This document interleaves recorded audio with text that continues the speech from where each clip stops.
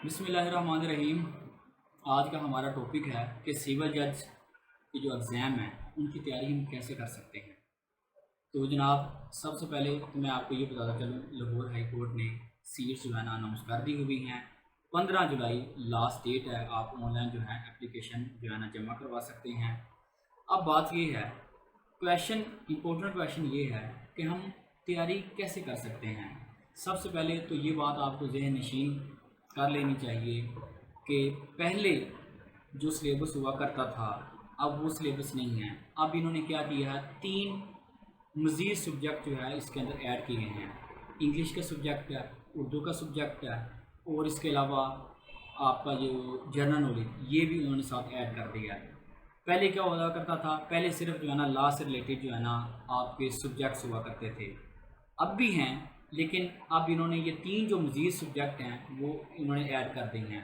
अब आपके पास क्या क्या होगा, सिविल लॉ 1 है, सिविल लॉ 2 है, क्रिमिनल लॉ है, जर्नल लॉ है, ठीक है। उसके बाद आपके पास इंग्लिश है, फिर उर्दू है, उसके बाद जनरल नॉलेज है। ये टोटल जो है आपके 7 सब्जेक्ट बन जाते हैं, और टोटल इनके मार्क्स जो हैं 800 मार्क्स हैं, और आपको 50% मार्क्स जो है ना इसमें रिक्वायर हैं। तो अब बात ये है कि तैयारी कैसे करनी है। तैयारी के लिए आपने सबसे पहले तो ये चीज़ आप याद रखें कि अब वो सिंपल क्वेश्चन उसने नहीं पूछने। वो ये आपसे नहीं पूछेगा कि कौन सी डिग्री क्या होती है, इसकी क्या एप्लीकेशंस हैं। अब वो क्वेश्चन आपको बड़ा ट्रिकी किस्म के क्वेश्चन पूछते हैं। एक ही क्वेश्चन के अंदर 3-3 4-4 जो है ना उसके पोर्शन होते हैं, और वो इतने सिंपल क्वेश्चन नहीं है जिस तरह के पहले आपने एलएलबी में दिए हैं, इस तरह वो पेपर नहीं है। अब इंटायरली डिफरेंट है। तो अब आसानी किन लोगों के लिए है और मुश्किल किन लोगों के लिए। आसानी उन लोगों के लिए है जिन लोगों ने प्रैक्टिस की हुई है, चाहे उन्होंने सिविल का काम किया हुआ है, चाहे उन्होंने क्रिमिनल का काम किया हुआ है, चाहे उसने हाई कोर्ट में काम किया हुआ है। उन लोगों के लिए ये बहुत, उसके अंदर कह लें कि बहुत ज़्यादा फ़ायदा है। मिसाल के तौर पे अब आपका जो सिविल लॉ 1 है उसके अंदर उसने क्वेश्चन क्या पूछने हैं, आपकी जो सिविल प्रैक्टिस रिलेटेड उसने आपसे क्वेश्चन पूछने हैं। उसने आपसे प्रपोजिशन बेस्ड क्वेश्चन पूछने हैं। उसने कहना है जनाब जो है ना इंटरम जंक्शन आपने लेना है, वो किस तरह लेते हैं, इसका जो है ना ऑर्डर टाइप करके बताएं। फिर इस तरह उसने पूछना है फैमिली लॉ में आपसे वो पूछ लेगा कि आपने मेंटेनेंस जो है वो कैसे लगाते हैं। फिर वो गार्डियन में आपसे ये पूछेगा कि जनाब आपने कस्टडी हवाले करनी है, तो आप उसका आर्डर टाइप करें। ऐसे ही जब वो क्रिमिनल में आ जाता है, क्रिमिनल लॉ का जो आपका पेपर है उसमें जनाब वो आपसे पूछ सकता है प्री रेस्ट बेल जो है उसका ऑर्डर कैसे लिखते हैं, पोस्ट रेस्ट बेल जो है उसका ऑर्डर किस तरह लिखते हैं।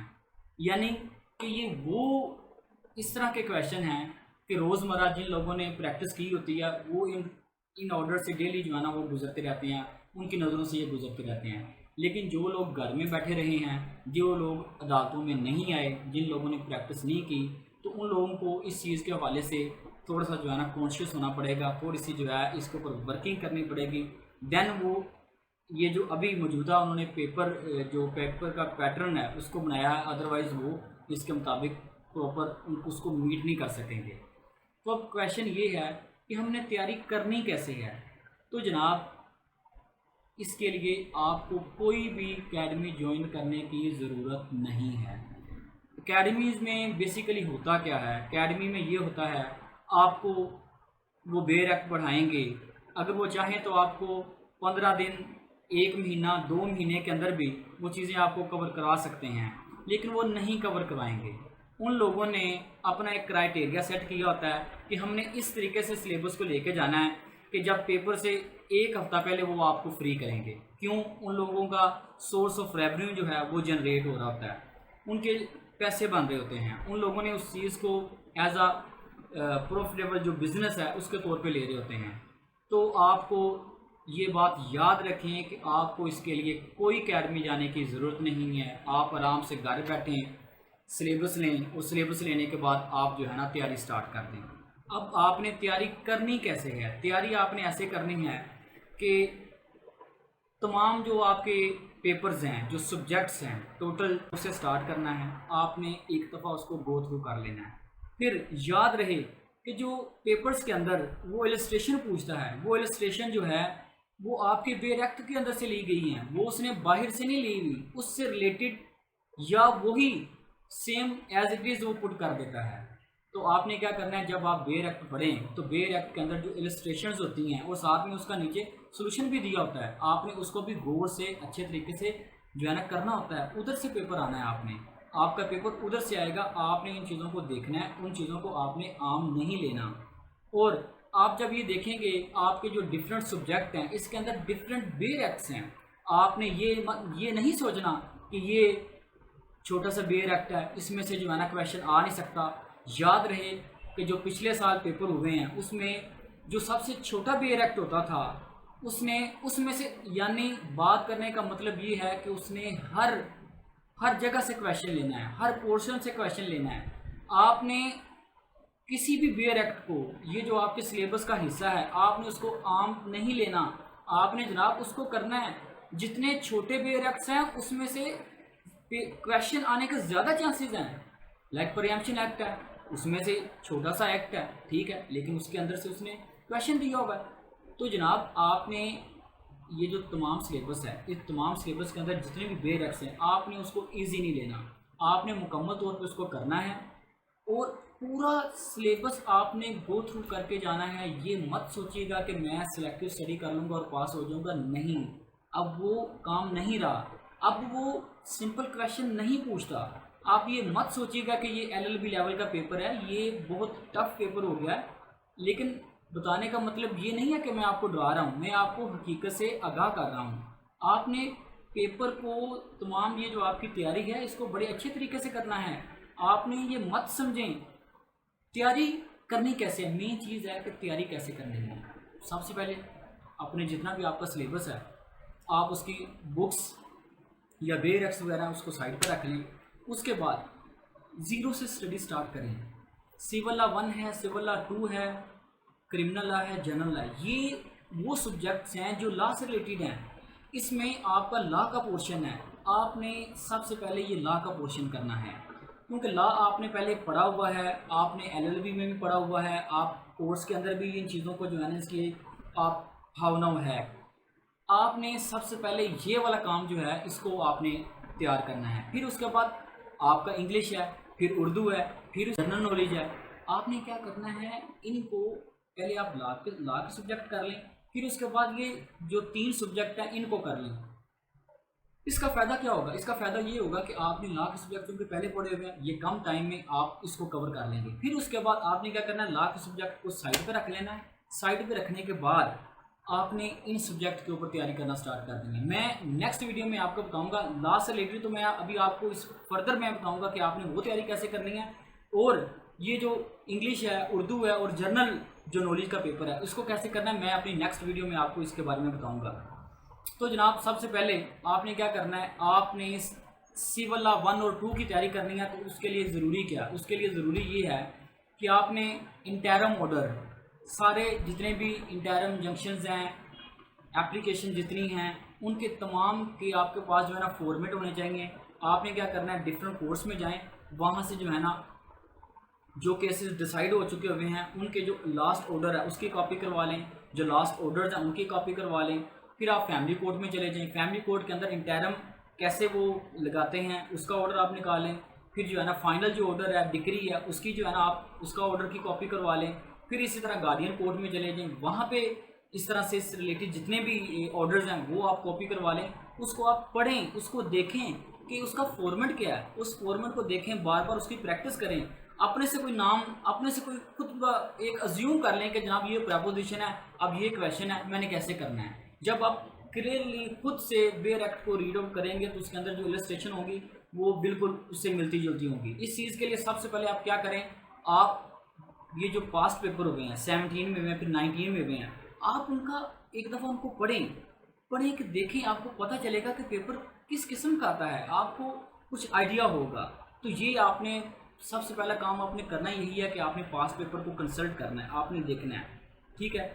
अब आ जाते हैं क्रिमिनल लॉ। ऐसे ही आपने वहाँ पे कचहरी में चला जाना है, मजिस्ट्रेट्स की कोर्ट होती हैं, वहाँ पे जो बेल्स किस तरह, पोस्ट ऑफ बेल किस तरह की हुई हैं, कैसे वो रिमांड ले रहा है, उसका ऑर्डर आपने देख लेना है। और फर्दर जो एप्लीकेशन, मिसलिनियस एप्लीकेशन है उनको देख लेना है, वो किस तरीके से जो जज साहब हैं ऑर्डर लिखवा रहे हैं, इंटरम ऑर्डर किस तरह कर रहे हैं, फाइनल ऑर्डर किस तरह कर रहे हैं, तो ये सारी चीज़ों आपने कलेक्ट करनी है। इसका आपने अलहदा से एक फोल्डर बनाना है, उसके अंदर आपने जो है ना ये सारी चीज़ें जमा करते जाना है। ये आपके थ्योरेटिकल से ज़्यादा इंपॉर्टेंट ये चीज़ें हैं, आपने इन चीज़ों के ऊपर फोकस करना है। तो ये तो civil law 1, civil law 2, criminal law और जनरल लॉ है। ये सारी चीज़ें आप पढ़ेंगे, देखेंगे। क्या करना है, इनको पहले आप लॉ के सब्जेक्ट कर लें, फिर उसके बाद ये जो 3 सब्जेक्ट हैं इनको कर लें।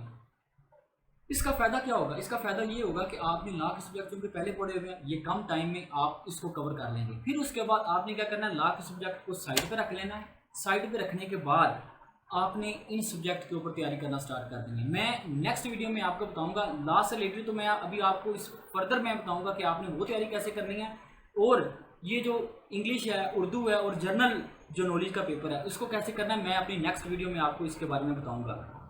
तो जनाब सबसे पहले आपने क्या करना है, आपने सिविल लॉ 1 और 2 की तैयारी करनी है। तो उसके लिए ज़रूरी क्या है? उसके लिए ज़रूरी ये है कि आपने इंटरम ऑर्डर, सारे जितने भी इंटरम जंक्शंस हैं, एप्लीकेशन जितनी हैं, उनके तमाम के आपके पास जो है ना फॉर्मेट होने चाहिए।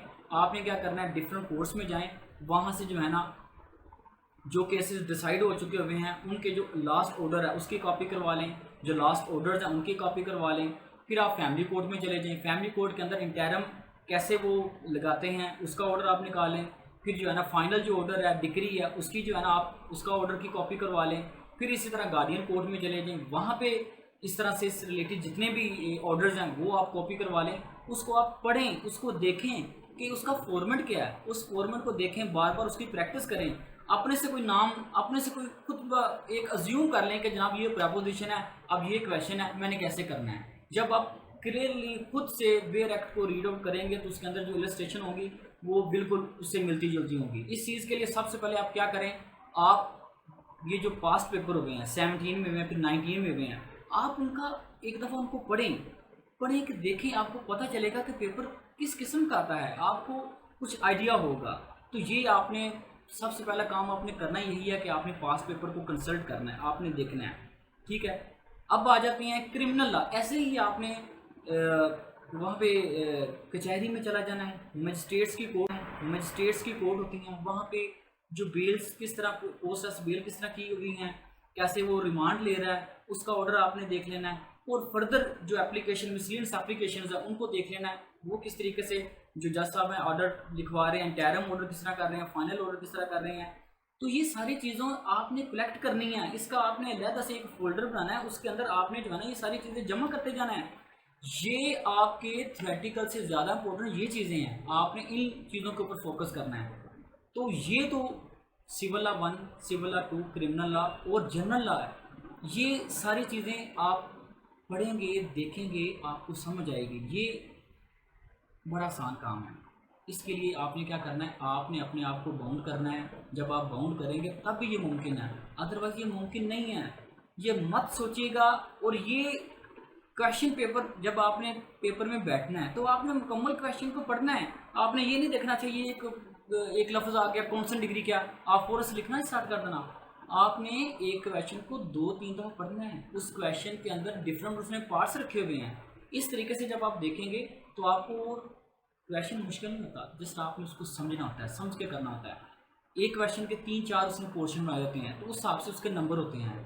तो मत सोचें कि ये LLB के एग्ज़ाम है कि आप सिंपल वे में कर लेंगे और आप पास हो जाएंगे। नहीं, ये इसमें इस दफ़ा question of fact, question of law, mix question of law and fact जो है ना उसने इसके अंदर शामिल किए हुए हैं। तो ये बहुत इंपॉर्टेंट पेपर है, ये इजी नहीं है, आपने इसको इजी नहीं लेना। अगर आप वाकई अपनी कामयाबी को सिक्योर करना चाहते हैं, जो मैंने आपको बातें की हैं, आपने वो बातों के ऊपर अमल करना है और इंशाअल्लाह ताला अल्लाह ताला आपको कामयाबी देगा।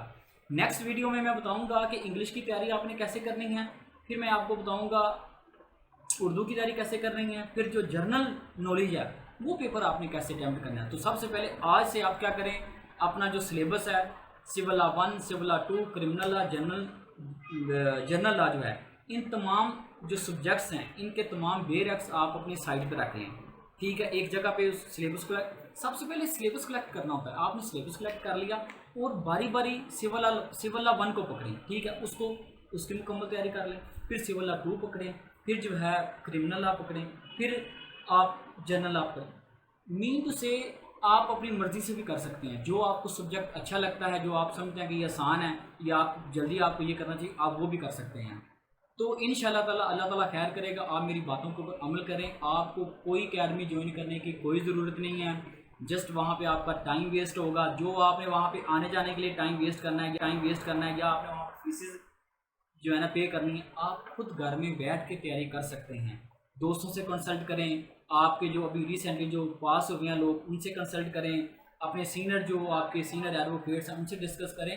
ये चीज़ें मुश्किल नहीं हैं, तो आप करें, इंशाल्लाह ताला अल्लाह ताला खैर करेगा। बाकी मैं फ़र्दर जो है इन चीज़ों के ऊपर वीडियोस बनाता रहूँगा और आपको मैं गाइड करता रहूँगा। अब आपने करना क्या है, एक दफ़ा मैं अपने तमाम जो ये जो लेक्चर है इसको मैं कंक्लूड करता हूँ। आपने क्या करना है, सबसे पहले अपना सिलेबस इकट्ठा करें। फिर उसके बाद जो है ये जितने भी इंटरम ऑर्डर्स हैं और final orders, interim orders, degrees order जो भी हैं, सारे आप कलेक्ट करें, उसका फोल्डर बना लें और बेयर एक्ट को ज़ीरो से स्टार्ट करें। और उसके दरमियान जो इलस्ट्रेशंस आती हैं उसको आपने ज़रूर पढ़ना है, उसको आपने ज़रूर हाईलाइट करना है। यही वो इलस्ट्रेशंस हैं, या तो वो यही पेपर में दे देता है या क्या करता है इससे रिलेटेड मिलती जुलती जस्ट आप नेम्स ऊपर चेंज करता है वो दे देता है। तो ये आप ये कह लें कि अगर 100 नंबर का पेपर है तो 50% के जो है ना उसके अंदर इलस्ट्रेशंस हैं। तो इससे वो क्या करता है, इससे वो चेक करता है कि बच्चे को कितना पेपर आता है, बच्चे का माइंड का कैलिबर क्या है। तो ये सारी चीज़ों को आपने देखना है, इनके ऊपर गौर करना है। इंशाल्लाह ताला अल्लाह ताला खैर करेगा, आप जो है ज़रूर कामयाब होंगे। तो नेक्स्ट वीडियो में मैं आपको बाकी जो फर्दर 3 सब्जेक्ट हैं उनके बारे में बताऊँगा कि उनकी तैयारी कैसे करनी है।